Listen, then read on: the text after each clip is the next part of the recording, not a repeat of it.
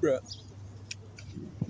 I wish someone could release the financial statements and like the growth of the farms that sell all these vegetables and clothing to the people who sell on the sides of the roads. Because yes, there may be a little bit counterfeit on some brands, and obviously some are original. But at the end of the day, if you think about it properly, there is a profit.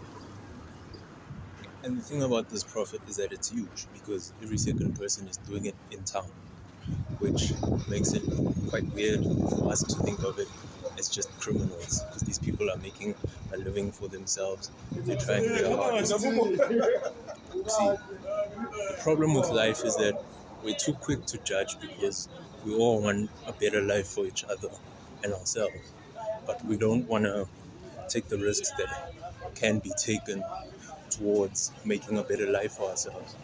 This is a revenue that could turn into a portfolio potentially from the likes of China, Zimbabwe, and all other countries involved in growing all of these vegetables, importing and exporting all of these technological advances and stoves and things.